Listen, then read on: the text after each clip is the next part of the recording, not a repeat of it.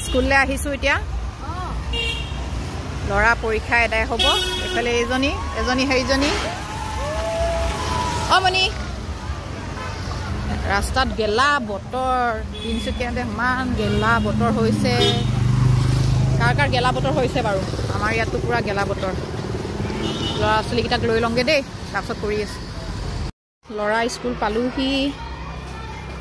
এতিয়া ওলাব আৰু ইহঁতি কি কৰিছে নাজানো আৰু আজি পৰীক্ষা দেই ক'ত আছে আৰু আমাৰতো